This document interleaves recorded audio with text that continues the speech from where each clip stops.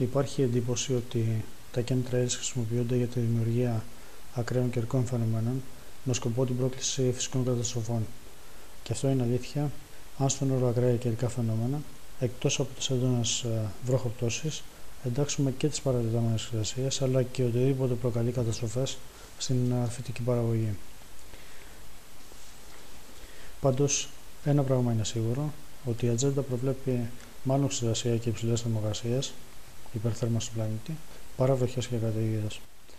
Ο στόχος τους, όπως επανειλημμένα έχουν δηλώσει, είναι να μετριάσουν τα καιρικά φαινόμενα και εννοούν λιγότερες βροχές, κάτι που είναι και σύμφωνο με την ατζέντα τους. Οι δυνατότητες τους δεν είναι απεριόριστες. Είναι εύκολο να σταματήσουν τη βροχή το καλοκαίρι και ειδικά σε περιοχές όπως η Καλιφόρνια ή η Σαχάρα, κατ' επέκταση και η Μεσόγειος, που τα ρεύματα αέρα στον ωκεανό δεν ευνοούν την μεταφορά υγρού αέρα από τη θάλασσα. Ενώ το χειμώνα το να σταματήσουν τις βροχές είναι σχετικά πιο δύσκολο. Η περσινή μεγάλη ξηρασία στις νοτιοδυτικές πολιτείες των ΗΠΑ μάλλον είναι ένα παράδειγμα χειραγώγησης που εντάσσεται στα ακραία καιρικά φαινόμενα, αν υποθέσουμε ότι κατάφεραν να σταματήσουν τις βροχοπτώσεις, πράγμα που δεν είναι και πολύ δύσκολο. Ενώ οι φετινές πολικές χιονοπτώσεις και θερμοκρασίες μάλλον είναι ένα ατυχές γεγονός, γιατί τους χαλάει τη σούπα. Αν και έχουν βγει κάποιο βάθος και δηλώνουν ότι και οι πολικές θερμοκρασίες είναι αποτέλεσμα της υπερθέρμανσης του πλανήτη. But a growing body of evidence suggests that the kind of extreme cold being experienced by much of the United States as we speak is a pattern that we can expect to see with increasing frequency as global warming continues.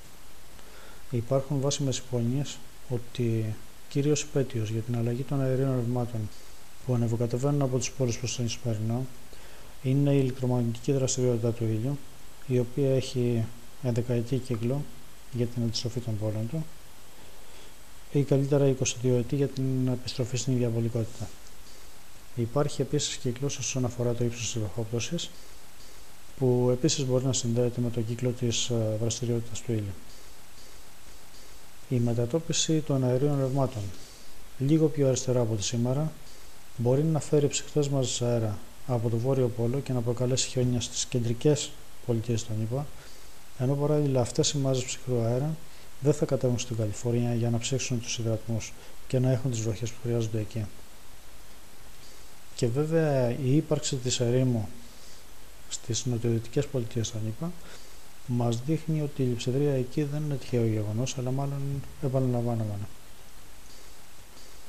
Αν ισχύει η μετατόπιση των αερίων ρευμάτων, ίσως, όπως υποστηρίζουν κάποιοι, ήρθε και πάλι η ώρα να δούμε τον Τάμεση παγωμένο.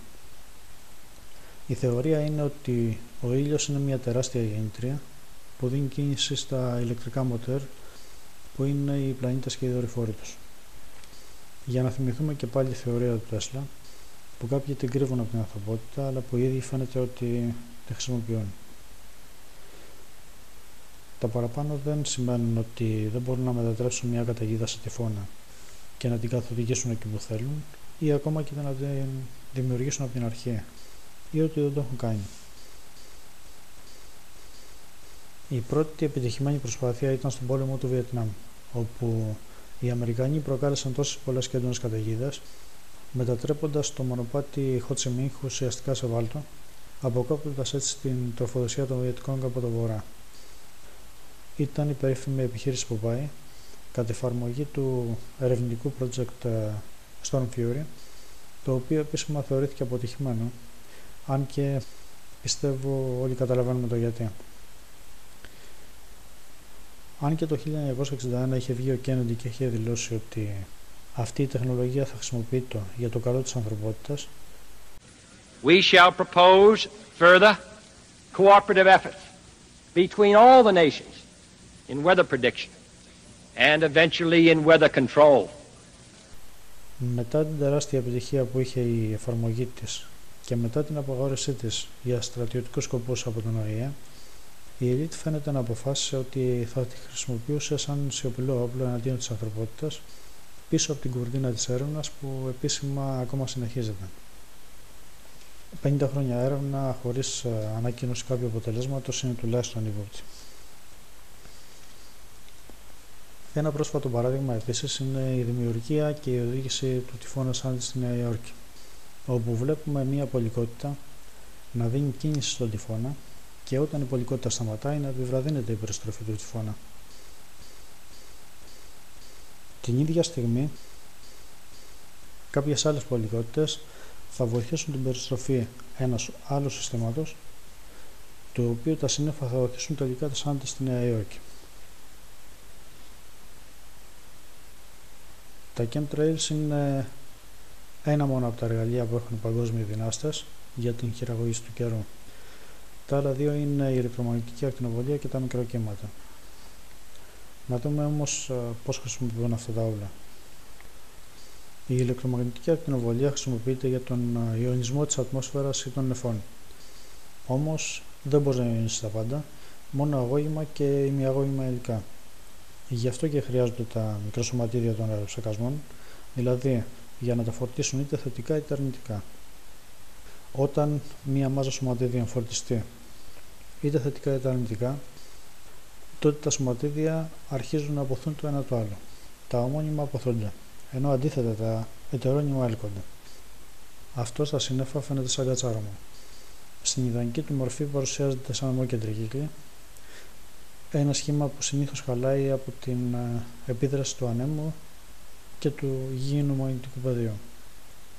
Το κατσάρωμα δεν παρουσιάζεται μόνο οριζόντια, αλλά και καθ' ύψος, αν τα σύννεφα έχουν αρκετό πάχος, δίνοντας έτσι κάποια περίεργα πολυόροφα σύννεφα.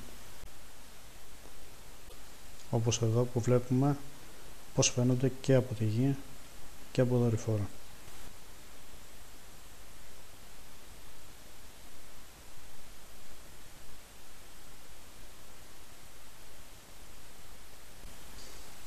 Όταν δύο κοντινές μάζες σωματιδίων φορτιστούν ομώνυμα, τείνουν να αποθήσουν η μία την άλλη, ενώ αν φορτιστούν ετερόνυμα τείνουν να έλξουν η μία την άλλη.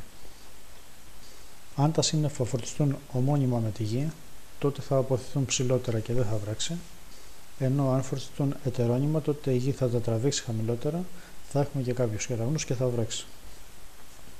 Η ηλεκτρομαγνητική ακτινοβολία χρησιμοποιείται για να τραβήξουν κάποια νέφη από την πορεία τους, είτε για να τα σπρώξουν μακριά από την πορεία τους,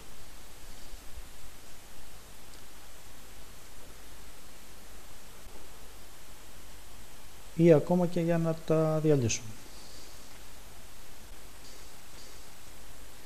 Τα μικροκύματα είναι ακτινοβολία που επιδρά στο νερό, το οποίο θερμαίνει μέσω της κινητικότητας στην οποία υποβάλλει τα μόρια του, καθώς επίσης και στο αλουμίνιο. Και από ό,τι ξέρουμε, τα chemtrails αποτελούνται κυρίως από οξύδια του αλουμινίου. Είναι ευρέως γνωστοί από τους φόρους μικροκυμάτων που έχουν τα περισσότερα σπίτια. Συνήθως παρουσιάζονται σαν κυκλικές τρύπες στα σύννεφα, αλλά και σαν ευθείες, όπως εδώ που τα σύννεφα φαίνεται να είναι κομμένα με το μαχαίρι. Είναι Κυριακή των Αγανακτισμένων στις 12 Δευτέρου του 12, που ενώ ήταν να βρέξει, είχε βγει ο διοικητής της αστυνομίας και είχε δηλώσει έντρομος ότι αν έβρεχε δεν θα δουλεύαν τα χημικά.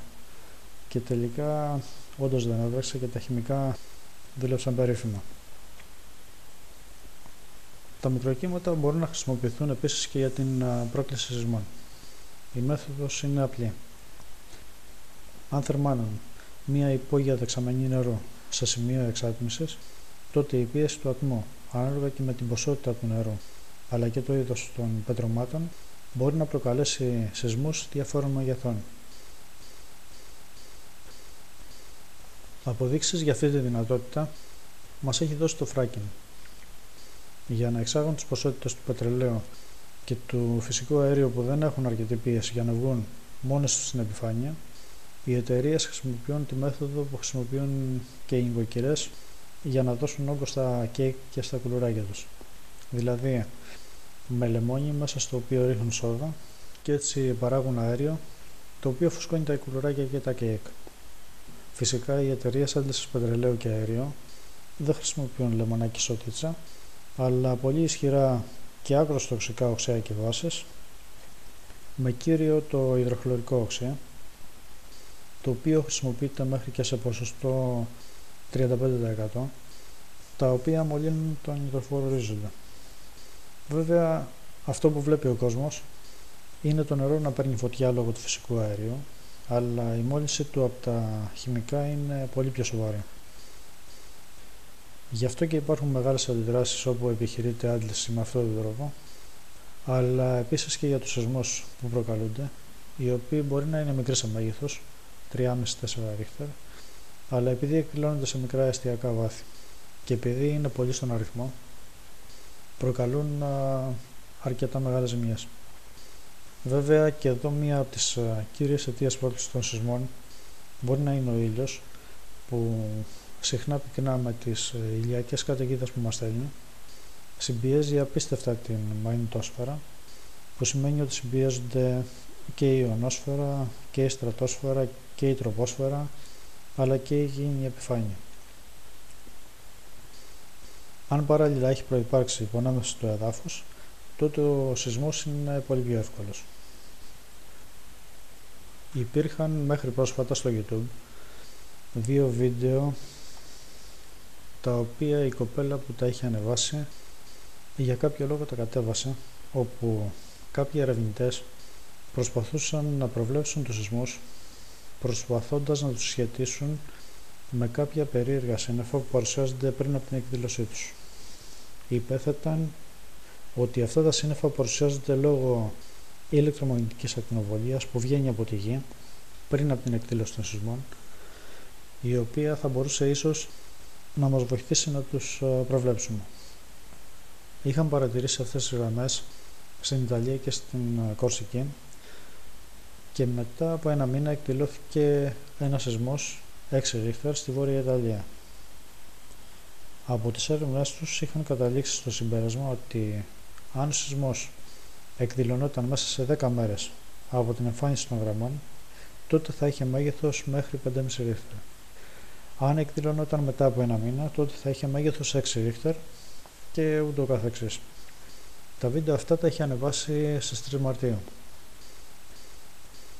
Στις 27 Μαρτίου παρατηρώ και εγώ τις ίδιες γραμμές στην Ελλάδα και συγκεκριμένα στην Κρήτη. Οι γραμμές εκτείνονται μέχρι τη Θεσσαλία, περνώντας ακριβώς πάνω από την περιοχή της Αταλάντης, όπου είχαμε το καλοκαίρι τους μεγάλους σεισμούς. 10 μέρες μετά, στις 6 Απριλίου, είχαμε ένα σεισμό 5,3 ρίχτερ στην περιοχή της Γάβδου, ακολουθούμενο και από άλλους στην ίδια περιοχή. Οπότε φαίνεται η θεωρία τους να επαληθεύεται. Εκεί που διαφωνώ είναι στο ότι πιστεύω ότι δεν είναι ηλεκτρομαγνητική ακτινοβολία που προέρχεται από τα έγκατα της Γης, αλλά μικροκύματα που προέρχονται από κάποιον είτε συνδυασμένα από κάποιους σταθμούς HAARP και μέσω της αντανάκλασης στην ιονόσφαιρα έχουν στόχο κάποιες υπόγειες δεξαμενές νερού. Στην περιοχή που χτυπάνε τη Γη τα μικροκύματα, είτε έχουμε εξάτμιση θαλασσίου νερού, είτε αν πρόκειται για υπηρετική περιοχή, τα σύννεφα που περνάνε μέσα από την περιοχή που βάλετε με μικροκύματα λόγω της θερμότητας αραιώνων, και όταν περάσουν στην ψυχρότερη περιοχή έχουμε συμπύκνωση των υδρατμών και γι' αυτό βλέπουμε να ξεκινάνε τα σύννεφα από μια ευθεία γραμμή. Αυτό θα μπορούσε να συμβεί με φυσικό τρόπο μετά από κάποιο φυσικό εμπόδιο, παραδείγματος χάρη ένα βουνό, αν μετά από αυτό υπάρχει ψυχρός αέρας. Αλλά στην περίπτωση της Κρήτης η ευθεία σχηματίζεται πάνω στη θάλασσα, κάτι που δεν είναι λογικό. Αυτά για την ώρα. Σε επόμενο βίντεο θα δείξω περισσότερα παραδείγματα με την χρήση των πιο πάνω εργαλείων από το Νοέμβριο του 2013, όπου φαίνεται καθαρά η προσπάθεια να αποτρέψουν ή να μετριάσουν τη βροχή. Ευχαριστώ.